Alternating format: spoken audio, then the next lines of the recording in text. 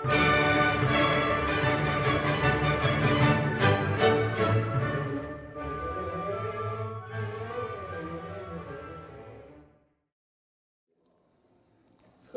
hartlik welkom by vandag se bijeenkoms. Weereens groet ek in die wondersoete naam van ons Messia.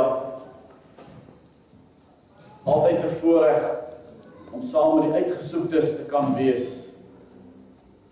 Ek sê altyd, nie besef nie hoe wonderlike voorreg dit is en hoe groot eer dit is om deel te mag uitmaak van hierdie spesiale volk. Dit is vandag die 4de November, die jaar is besig om ten einde te snel. Dis my laaste bijeenkoms wat ek bedien hier so hierdie jaar, buite dan natuurlik die 16de Desember, wat ons dan ook saam sal wees. Maar ek weet, dat sy majesteit is met ons. As 'n mens kyk na die omstandighede, as 'n mens kyk na die tekens daar buite, dan sien ek dat die Satan is besig om alles in sy vermoë te doen om hierdie volk van stryk te bring. 'n Mens raak ontstig in jou binnekant as 'n mens sien wat aan die gang is. 'n Mens voel jy kan mense gryp aan die skouers en hulle wakker skud. Maar sy majesteit sê vir ons dat hy is die een wat die tyd bepaal het. Daarom my titel van vandag, Skrik, Wakker, Verbondsvolk. Geliefdes, hierdie kosbare volk is besig om haar energie te mors, deur agter afgode aan te loop. En hoor wat sê sy majesteit, waar het sy aangekom? Sy majesteit is aan die woord. Jesaja 29 vers 13 tot 14. En die Almagtige het gesê, omdat hierdie volk nader kom met hulle mond en my eer met hulle lippe, terwyl hulle hart ver van my afhou, sodat hulle vrees vir my 'n aangeleerde mensegebod is. Geliefdes, u hoor nie. Dis 'n aangeleerde mensegebod wat hierdie volk vreesbevange maak. Vers 14, daarom sal ek voortgaan om wonderlik te handel met hierdie volk. Wonderlik en wonderbaar. En die wysheid van hulle wyse manne sal vergaan. En die verstand van hulle verstandige mense sal wegskuil. Wat 'n hartseer toestand. Geliefdes, wat het geword van hierdie kosbare volk se wyse manne? Wat het van haar verstand geword, dat sy nie vir 'n slag 2 en 2 bymekaar kan sit en kan sien wat aan die gebeur is nie?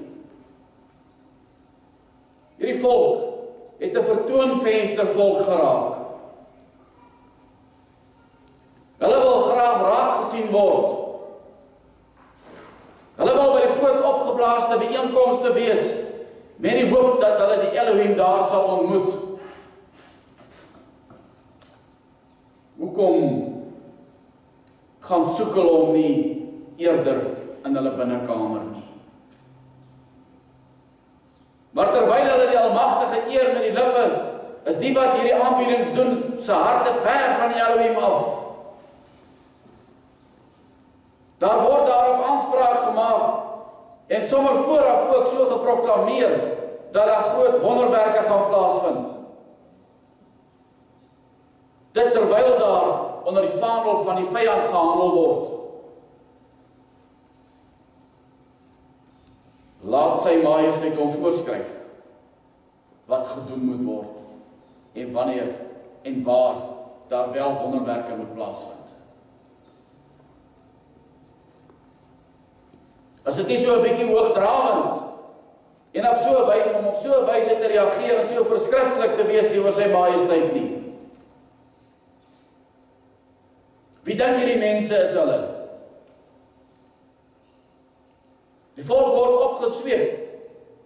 kom dit nie eers agter nie. Ja, ek kan dalk wonder of ek nie dalk jaloers is op hierdie byeenkomste nie. Nee, geliefdes, baie beslis nie. Inteendeel, ek is stikkend aan my binnekant, omdat die volk nie afslaan op die woord van die Almagtige nie, en toelaat dat hulle op hierdie wyse op sleeptou geneem word. Die volk word besig gehou met gebooie van mense, menslike instellings, in plaas van die gebooie van die Almagtige. Die volk is besig met gebooie van mense, terwyl hulle veronderstel is om besig te wees met die Almagtige Vader. Die een wat hulle by die naam geroep het. Hulle harte is ver van die Almagtige af. Die woord leer ons dat uit die mond van twee getuies sal die woord vasstaan. Daarom lees ek ook vir u Matteus 15 vers 8 hiermee saam. En hy sê vir ons, hierdie volk nader my met hulle mond, en hulle eer my met hulle lippe, maar hulle hart is ver van my af. Geliefdes, ek is nie trots op hierdie toestand nie. Ek is stikkend aan die binnekant. Ek is stikkend aan die binnekant, want daar is geliefdes wat daar sit. Daar is volk wat daar sit.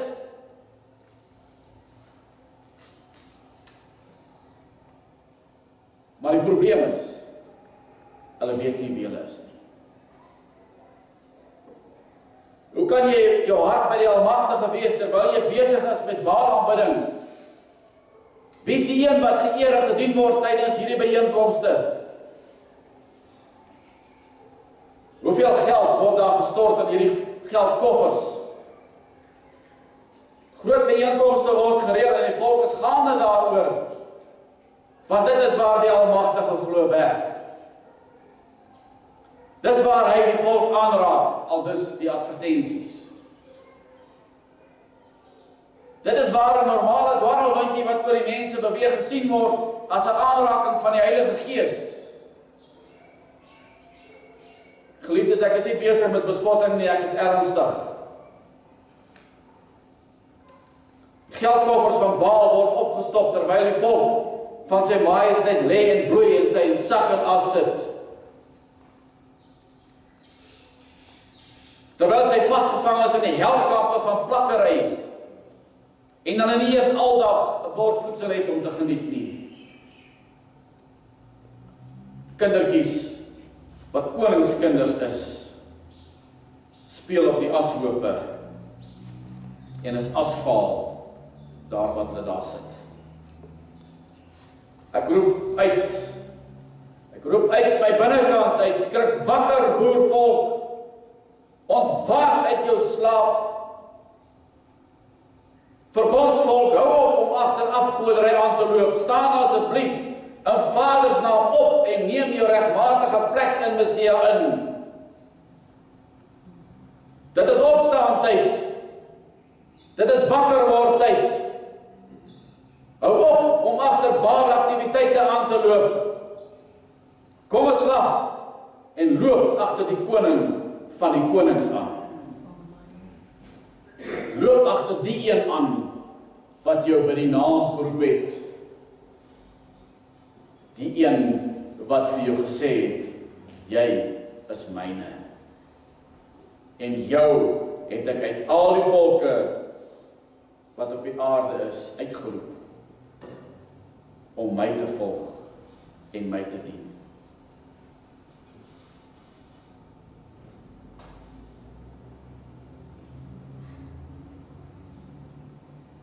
Skrik wakker in Vader se naam en kyk waarmee jy besig is. Hou op om die een te volg wat my die vingerstekens gee. Terwyl hy met die hoed op die kop die kosbare heilige woord van die Almagtige aan die varke voer.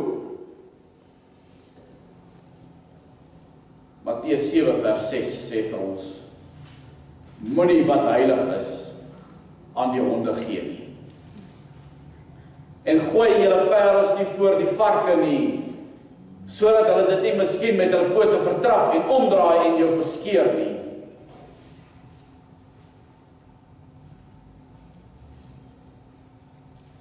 Geliefdes, hoor die woord van sy majesteit soos opgeteken in Spreuke 6 vers 12 tot 14.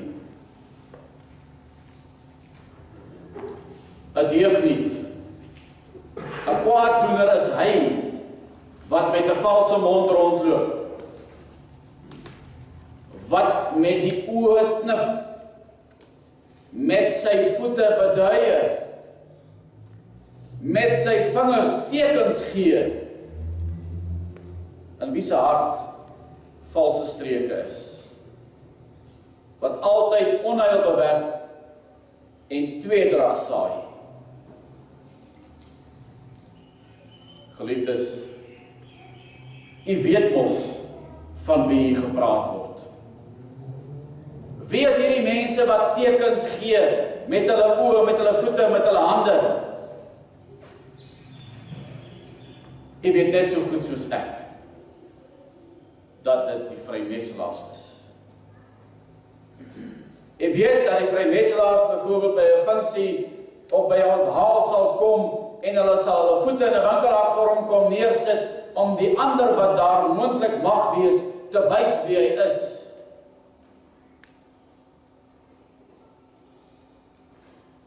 Tydens die handgroet sal daar met die druk van die vingers 'n aanduiding gegee word en ook op hierdie manier sal dan weer eens 'n boodskap oorgedra word van wie dit is en wat 'n vlak hy is. So ook met die vingerwys van die sogenaamde bokhoringkies word die teken aan die ander gegee tydens hierdie byeenkomste. En dan sit ons volk daar. Dan sit hierdie kosbare volk vir ons daar. Wat verwag jy om te ontvang terwyl jy onder die baal aanbidding sit?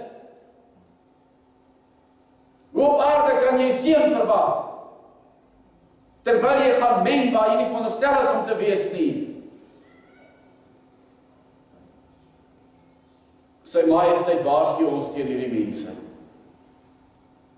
Terwyl sy majesteit ons waarsku ten opsigte van hierdie mense, is die volk besig om in hulle duisende na hierdie byeenkomste toe te stroom. Terwyl die volk daarheen stroom, sê ek egter vandag vir u dat daar is baie kosbare broers en susters van ons wat soekende is. Hierdie volk soek oplossings. Hulle soek oplossings in die huidige tyd waarin ons leef. Hierdie mense wat so soekende is geloftevolk, Verbondsvolk, Adamite, wie se bedoeling absoluut opreg en eerlik is, want hulle dink dat die oplossing daar lê. Geliefdes, hulle weet nie dat hulle in 'n stryk gevang is nie. Wanneer mense egter hierdie mense sou waarsku aangaan die valse profete, dan kry jy ook die teendeel. Somtyds word jy met vuur in die oog aangestaar, so asof hulle jou met daardie oë wil uitwis van woede.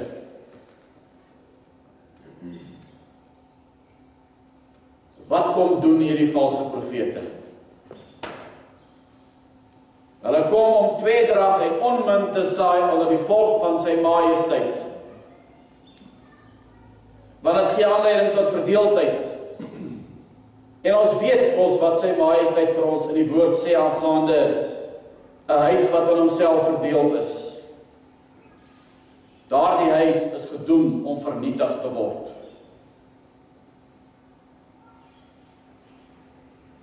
Geen huis wat aan homself verdeeld is, sal bly staan nie. Nie omdat ek so sê nie, omdat sy majesteit dit vir ons sê. Ek is maar net 'n naprater van sy woord. terwyl die boervolk opgedeel word,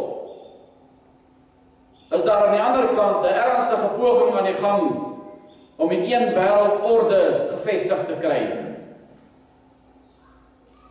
Daarom nooi hulle uit, kom almal saam, kom verbaster. Dis wat die een wêreldorde wil hê.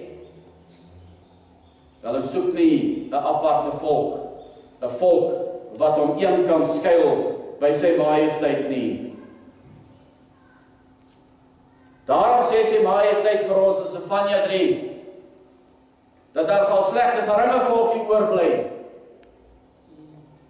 'n klein en 'n geringe volkie wat by sy naam sal kom skuilings soek. Wil u miskien met my verskil en sê dat die bedoeling van hierdie byeenkomste is om eenheid te bewerkstellig? Indien dit bedoel is om eenheid te bewerkstellig, waarom word dan alle volke en nasies en rasse na hierdie byeenkomste toegenooi? Sou dit onder die vaandel van die Almagtige gedoen gewees het, dan sou die volk wat hy vir hom uitverkies het, genooi gewees het en hulle alleen. Amen. Sy majesteit sê self vir ons, dat geen baster aan sy vergadering mag kom nie. Ek weet, u ken die skrif, maar daar mag dalk iemand wees wat nie bekend is daarmee, en daarom hou ek dit vir u voor. Deuteronomium 23 vers 2. Geen baster mag in die vergadering van die Almagtige kom nie, selfs sy 10de geslag mag in die vergadering van die Almagtige nie kom nie. Geliefdes, weet u, dat hierdie wat nie aan sy vergadering mag kom nie, vandag besig is om die woord van die Almagtige te herskryf.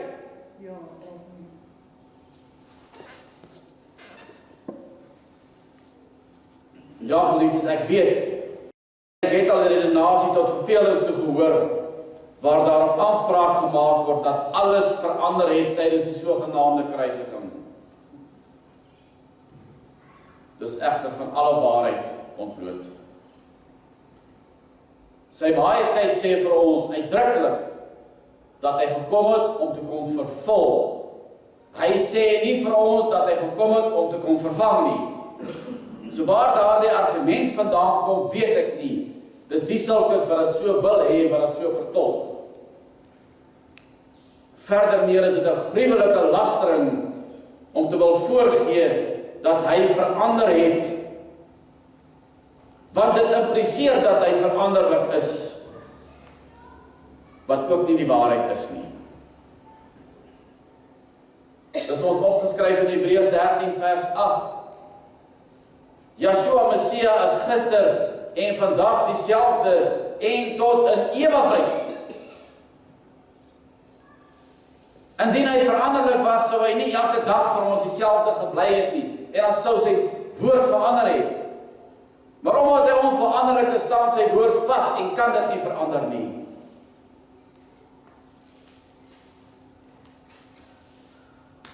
Wat beteken dit in kort? Dit beteken dat hy nie vandag een ding vir ons gaan sê, en dat hy hom daarna moontlik gaan bedink, en môre vir ons iets anders gaan sê nie. Dit sal nie gebeur nie. As gevolg van die verleiding wat so groot is, val baie Adamiete ook in hierdie strik, en as gevolg daarvan word hulle siele besoedel en hulle sinne verblind, en hoor en sien hulle nie die tekens en die waarskuwings nie.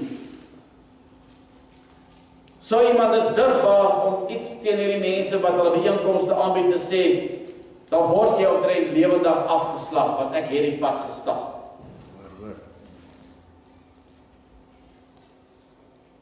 Ek staan vas by die woord van sy majesteit.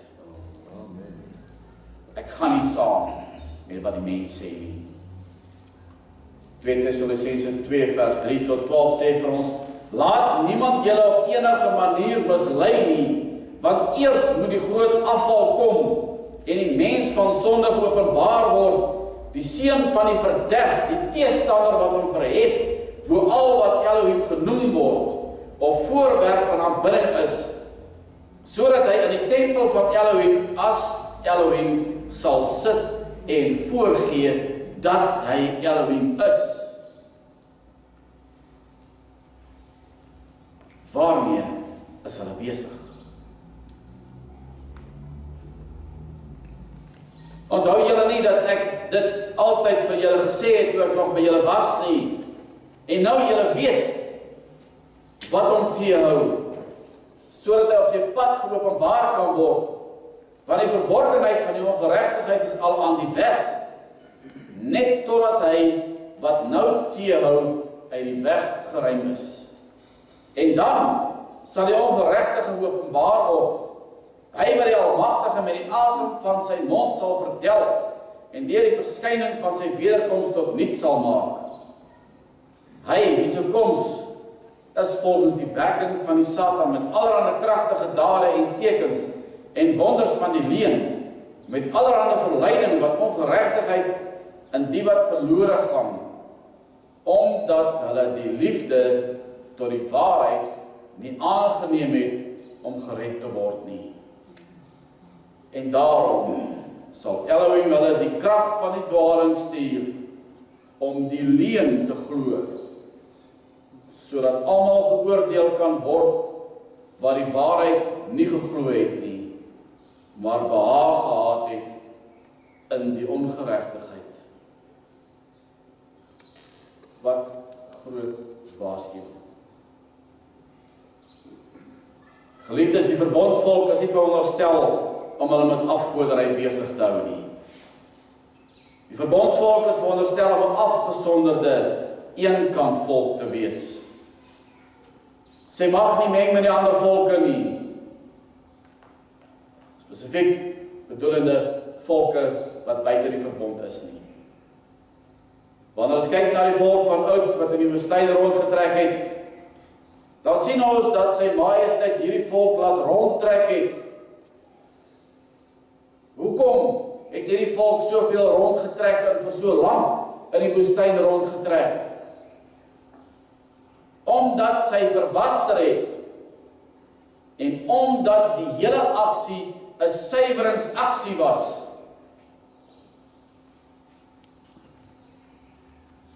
Wat het gebeur tydens die vloed? Die groot vloed in die tyd van Noag. Ook dit was 'n suiweringsproses gewees en slegs Noag en sy gesin wat van suiwer bloed afkoms is, het die vloed oorleef. Maar geliefdes, as ons dit deurtrek tot en met vandag toe, dan sien ons dat daar weer 'n waarskuwing gerig word aan die volk. En die volgende woorde word vir ons gesê, opgeteken in Lukas 17 vers 26. En soos dit gebeur het in die dae van Noag, so sal dit ook wees in die dae van die Seun van die Mens. Wat sien u vandag as u so 'n bietjie deur die winkelsentrums beweeg? Sien u nie hoe die gemengde pare met die bastardkleintjies aan die hand, klein bastardjies in die stootkarretjies meer en meer word nie?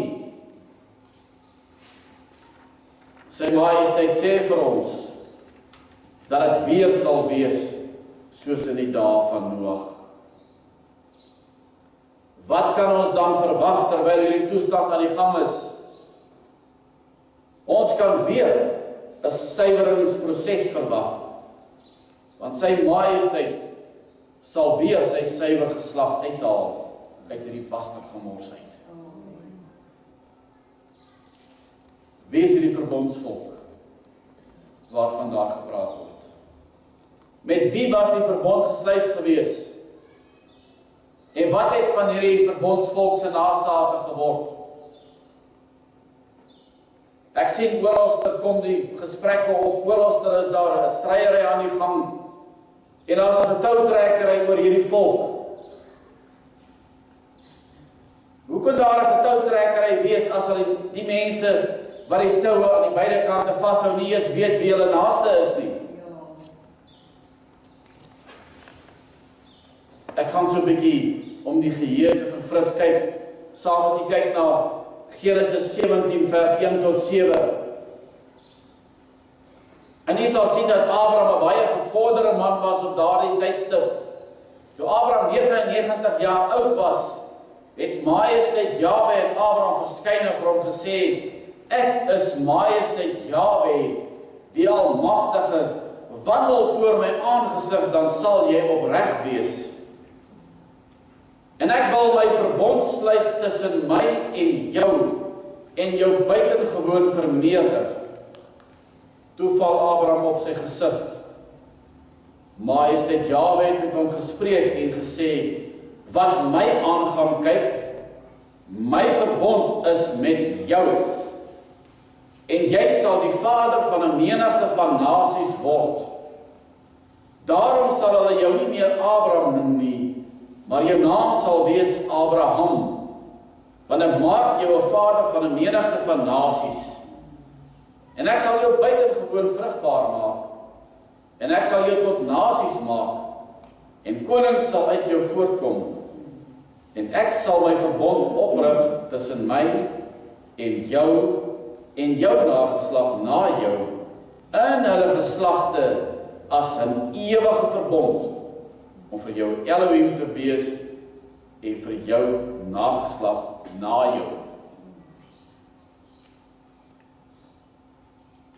Geliefdes, weet u dat hierdie boervolk is onder 'n dubbele verbond. Besef u dit?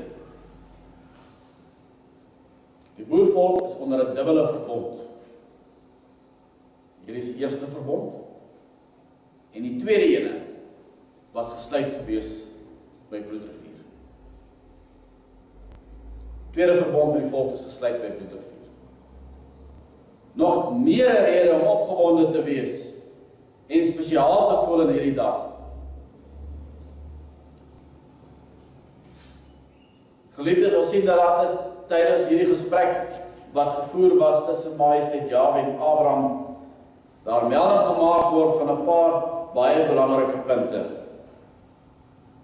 Eerstens maak Majesteit Jahwe bekend dat hy 'n verbond wil sluit tussen Abraham en homself, en dat hy Abraham se nageslag wil vermeerder, en dat Abraham die vader van 'n menigte nasie sal word.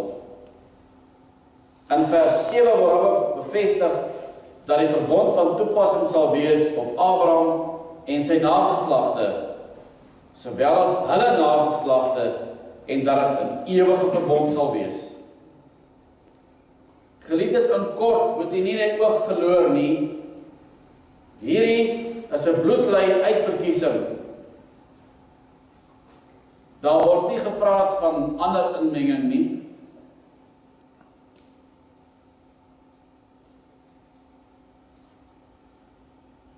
Ons weet natuurlik ook dat 'n ewige verbond nie gekoppel word aan 'n tydperk nie. Maar as die 21ste vers wat vir ons die goue draad aandui, Genesis 17 vers 21, maar my verbond sal ek oprig met Isak wat Sara vir jou ander jaar op hierdie tyd sal baar. Dis sy nageslag waarmee die verbond opgerig is. En dan sien ons dat Sara sê die volgende in Genesis 21 vers 10, en die seun van die slavin mag nie saam met my seun Isak erwe nie. Hierdie verklaring van Sara, wat Sara gemaak het natuurlik binne die wil van sy majesteit geval. Omdat hy self in Genesis 21 vers 12 die volgende sê, maar Elohim het aan Abraham gesê, laat dit nie verkeerd wees in jou oë ter wille van die seun van jou slavin nie. Wat doen 'n vader? Wil hy nie sy kinders almal onder dieselfde kam geskeer hê nie? En Abraham het natuurlik ook geprotesteer. Luister na Sara en alles wat sy van jou verlang, want deur Isak sal daar vir jou 'n nageslag genoem word. Maar hoor geliefdes, wat is daar vir ons opgeskryf in Galasiërs 4 vers 22 en 23? Want daar is geskrywe dat Abraham 2 seuns gehad het. Die een uit die slavin en een uit die vrye. Maar die een uit die slavin is gebore na die vlees en die ander een uit die vrye deur die belofte. Dan wil ek graag saam hiermee ook vir Johannes 1 vers 12 hanteer. Maar almal wat hom aangeneem het, die moet nie gepootjie word op hierdie ene, die luister mooi na hierdie ene, Johannes 1 vers 12, maar almal wat hom aangeneem het, aan hulle het hy mag gegee om kinders van Elohim te word, aan hulle wat in sy naam glo. Is 'n baie maklike teksvers, 'n baie populêre teksvers wat gebruik word. Omrede op hierdie teksvers word ingespan en daar word gesê, nou sluit dit almal in. Op hierdie punt moet ek eers waarsku die aandag daarop vestig, dat hy nie ontspoor moet word met almal wat hom aangeneem het nie. Want hier volg nog 'n klousule op hierdie wat hom aangeneem het, wat nie uit die oog verloor moet word nie. Kom ons kyk eers wat sê vers 13 vir ons. Wat nie uit die bloed, of uit die wil van die vlees, of uit die wil van 'n man nie, maar uit Elohim gebore is. Ons sal sien dat daar onderskeid gemaak word tussen die wat uit die vrye wil van die vlees gebore is. Dit is die wat uit Abraham gebore is na die vlees, wat nie erfgename is nie. Ek weet dit mag vir u snaaks klink. Soos daar byvoorbeeld Ismael en sy geslagte, en ook weer baie duidelik Esau en sy geslagte. Jy onthou Abraham het gekom klaar by majesteit en gesê, maar wat van my seun Ismael? En wat was sy majesteit se woord vir hom? Sy woord aan hom was dat hy hom sal seën. En daar het dit gestop.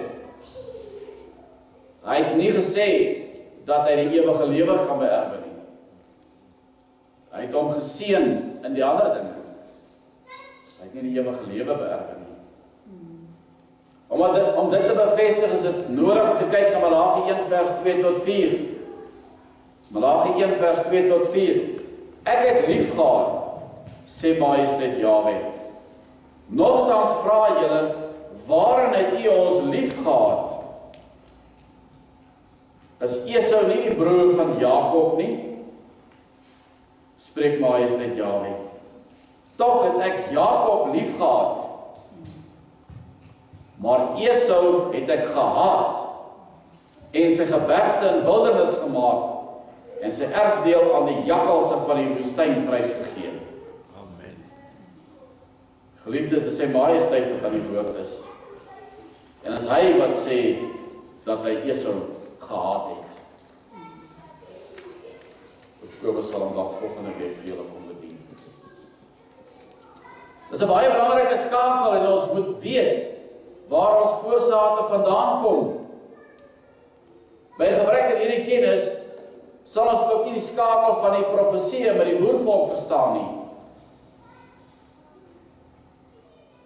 Ons sal ook nie die huidige toestand in ons land kan verstaan as ons nie hierdie inligting het nie. Hierdie inligting was vir baie jare van ons weerhou, maar die feit dat dit nou aan die volk bekend gemaak word, is ook weer eens 'n vervulling van 'n profesie. Reeds 2500 jaar gelede het die profeet Jesaja vir ons die volgende gesê. Jesaja 25 vers 7.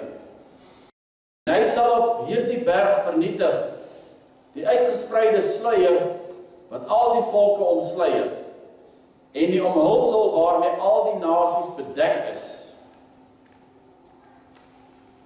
Geliefdes, sy majesteit is besig om hierdie sluier af te haal waarmee die nasies bedek was. Hierdie bedekking wat alles verberg het, is besig om opgelig te word En baie dinge word nou in hierdie tyd sigbaar. Dit maak nog nie sin dat alle volke dan so spreekwoordelike mis voor die son sou verdwyn het nie. Indien dit die geval was, dan dryf dit ook in teen die beloftes van die Almagtige. Hy maak immers die foute nie, en hy weerspreek homself ook nie. Hy kan nie lieg nie, en hy is volmaak. Wat wel gebeur het, is dat die volk vandag nog steeds bestaan, maar nie meer onder die bekende Bybelse benamings nie. Dit verklaar die rede waarom dit so moeilik is om hierdie volke op te spoor. Die Almagtige weet egter wie dit is en waar hierdie volke is. En hy noem hierdie volke Israel, wat beteken heersende met die Elohim. Dit is ook die rede waarom die sluier nou in hierdie tyd afgehaal word en die volk van die Almagtige bekend gemaak word. Indien die ware Israel nie bekend gemaak word nie, dan sal die ware Israel nageslag ook geen koersaanpassing kan maak nie. Die beloftes wat die Almagtige met Abraham gemaak het, moet vervul word, ten einde die beloofde seun te kan ontvang. Die boervolk moet haar identiteit ontdek, sodat sy kan terugkeer na haar Skepper toe. Een van die redes waarom die kerke oor die algemene vermenging van volke en onbybelse versoening bepleit, is hoofsaaklik omdat die volk nie weet wie hulle is nie, en hulle sinne verblind is en hulle trap binne in hierdie stryk. Hulle identiteit is nog steeds in baie opsigte aan hulle onbekend.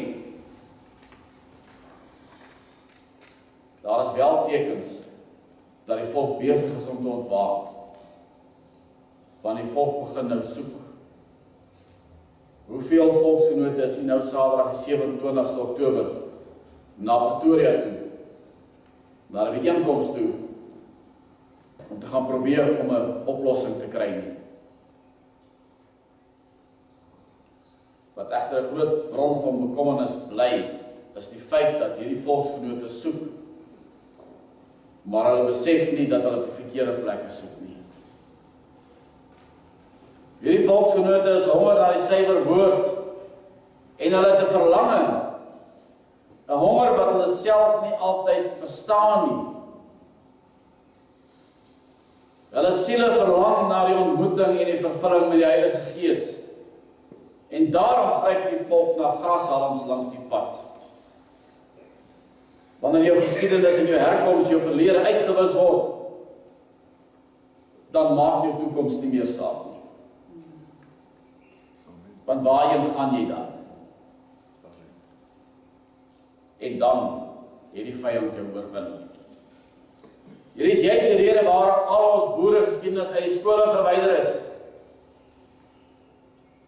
Hoekom ons skole weggeneem is. Hoekom daar vandag gepoog word om hierdie volk verbaster te kry. Hoekom daar gepoog word om hierdie volk in te sluit in 'n een wêreldorde in.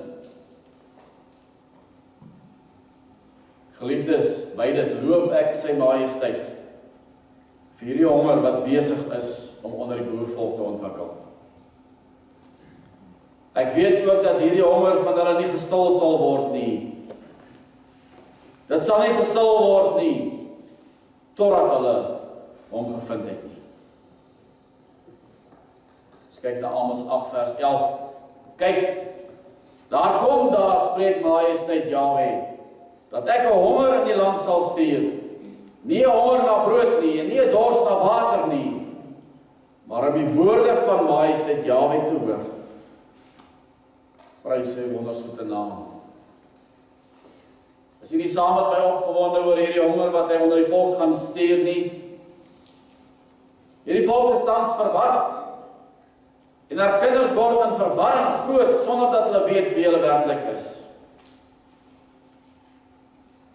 'n Volk wat nie weet wie sy is, en waar vandaan sy kom nie. is bestem om te verdwyn in die massa.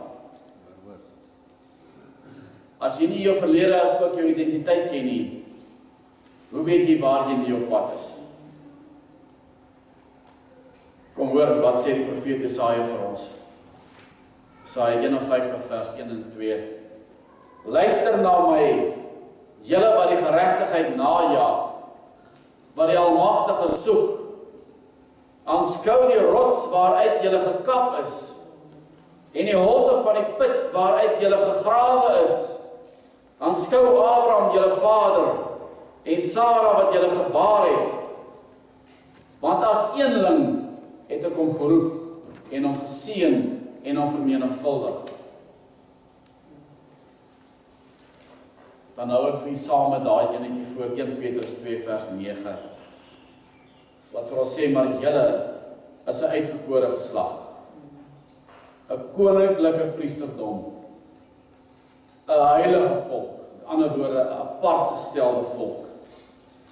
'n Volk as eiendom verkry om te verkondig deugde van hom wat julle uit die duisternis geroep het tot sy wonderbare lig. Wat 'n voorreg. Wat 'n voorreg om vandag die lig te mag sien, om sy woord te mag verstaan, om te mag weet wie hy is. Wie is die uitverkore geslag waarna daar in die Bybel verwys word? Wie is die saad wat ook genoem word die nageslag van Abraham, Isak en Jakob? Waar kom die woord Israel vandaan? Jakob, wie sy naam verander is na Israel. En wat het van hulle geword? Waar is hierdie nageslagte nou vandag op hierdie oomblik? Dit is seker een van die mees spelbare vrae.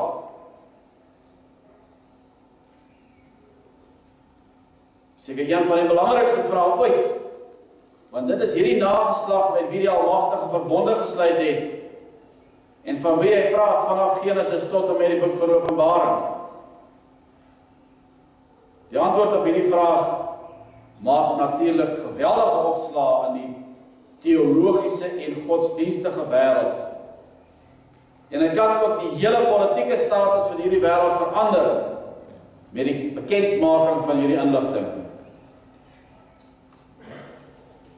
In die tyd waarin ons leef, word daar baie aanslae op die uitverkore volk gemaak en word alle moontlike pogings aangewend om die volk daarvan te weerhou, om kennis op te doen aangaande haar identiteit.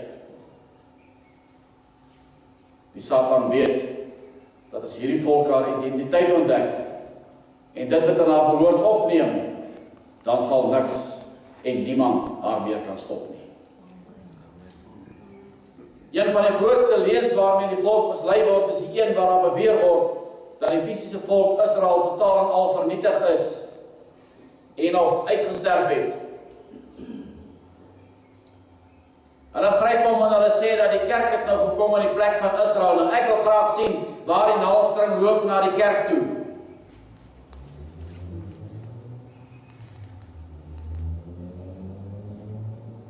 Met alle respek gesê, geliefdes, ek sien nêrens 'n teks in die woord van die Almagtige wat hierdie aanname staaf dat die kerk nou die plek van Israel ingeneem het nie.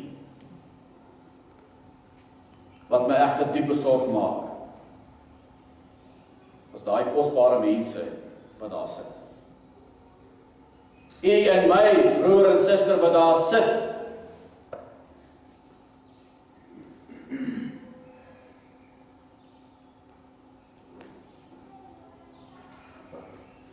verder sê sy majesteit vir ons uitdruklik in Openbaring 18 vers 4, om uit haar uit te kom, sodat ons die gemeenskap met haar sonde sal hê, wat daartoe gaan lei, dat ons ook van haar plaag gaan ontvang nie. Geliefdes, ek gee nou 'n lang tree. My slotgedeelte wil ek graag vandag so 'n bietjie met u gesels oor die heraldiek van ons familiewapens. Karl Sandberg het jare gelede gesê dat indien 'n volk of gemeenskap tot niet gaan, daar altyd een rede voorgehou kan word. Hulle het vergeet waar hulle vandaan kom. Kan dit die rede wees vir die verwarring en toenemende probleme wat soos 'n plaag oor die blanke westerling hang? Is dit die rede waarom daar so gevry word om anderskleuriges ten spyte van rasseverskille, geloof en identiteit by die Adamiese volk in te forceer en verbastering aan te moedig? Op hierdie punt wil ek u graag vra of u al ooit gewonder het wat die betekenis van heraldiek of embleme en familiewapens is. Waar het hulle hul oorsprong gehad en waarom betlee voorwerpe soos die leeu en die eenhoorn, het sy 'n perd, bok of net 'n horing alleen, sulke prominente plekke in die westerse nasies se heraldiek? Ken jy die oorsprong van die Ierse harp, die Skotse rooi regopstaande leeu, die rooi handembleem van Ulster, die wapenskild van Westminster en die 12 juwele in die kroon van St. Edward? Moet ook nie ons ou Transvaalse wapen vergeet nie. Wat sien jy daarop en wat beteken dit? Waarom het die FSA die embleem van die arend met die olyftakkie en die pyle gebruik? Om er net 'n paar te noem. Het jy geweet dat die en vele ander embleme van Brittanje, die FSA en die ander Kelt-Sakserse volke identies is met die stamnasionale en koninklike embleme van die antieke Israel? Dit is terloops 'n feit wat gebaseer is op onweerlegbare bewyse. Dit kan slegs ontken word deur diegene wat die bewyse nie wil ondersoek nie, of dit wel ondersoek het, maar met een of ander duistere en voorbedagte rade, ten spyte van wat hulle gesien het, die bewyse nogtans minagtend verwerp. Wat is die doel van die heraldiese embleme? Daar is 'n ou spreekwoord wat sê dat een prentjie meer werd is as 1000 woorde. Ons geskiedenis in Suid-Afrika is wel goed gedokumenteer. Maar waar kom al ons voorvaders vandaan? 'n Mens wonder hoe die geskiedenis daar sou uitgesien het as die historiese hierdie bronne van die heraldiek na behore gebruik het. By die weeg van die omstandighede kry 'n mens die indruk dat die een of die ander oorweldigende mag vir 'n tyd lank die navorsing ontmoedig het, selfs verhinder het, moontlik uit vrees dat ons mag uitvind wie ons werklik is. Dit is baie snaaks dat dit juis op hierdie veld is dat ons onweerlegbare en deurslaggewende bewyse vind van ons Israelitiese oorsprong. Dit staan soos 'n paal bo water dat die wapens en die embleme van Brittanje, Ierland, FSA, Noorwe, Denemarke, IJsland, Nederland, Suid-Afrika, Duitsland, Vlaandere en ander verwante lande identies met die van antieke Israel is. Met die uitsondering van die Walliese draak, wat nie 'n oorspronklike Britse of Israel embleem is nie. Is elke ander nasionale embleem van Brittanje, Wes-Europa, FSA en al die ander Adamiese lande in Israel embleem. Natuurlik sal daar diegene wees wat redeneer dat die Kelt-Sakserse volke die embleme uit die Bybel aangeneem het toe hulle Christene geword het. Hierdie bewering het geen grond nie. Aangesien die embleme reeds gebruik was toe Kelt-Sakserse volke Europa geplunder het en na Brittanje gekom het. Die oorspronklike en logiese doel van die heraldiese embleme is om familie, stam, ras en volksidentiteit van geslag tot geslag aan te toon. Dit beteken dat die mense van vandag die Israel-embleem gebruik. Dit beteken dat die mense wat vandag die Israel-embleem gebruik, die voortsetting en nageslag van daardie volk moet wees. Dit beteken dus dat u na u familiewapen gaan kyk. Dan sal u sekere embleme daarop sien wat u familie koppel aan een of meer van die antieke Israel stamme, ook bekend as die 12 stamme van Israel. Geliefdes, ek sluit af by 2 teksverse. Daniël 12 vers 4. En jy, Daniël, hou die woorde geheim en verseël die boek tot die tyd van die einde toe. Baie sal dit deursoek en die kennis sal vermeerder. Is dit nie fantasties hoe die kennis vermeerder word? En daarmee saam 2 Kronieke 7 vers 14. En my volk, oor wie my naam uitgeroep is, hulle verootmoedig en bid en my aangesig soek. En hulle bekeer van hulle verkeerde weë, dan sal ek uit die hemel hoor en hulle sonde vergewe en hulle land genees. Amen.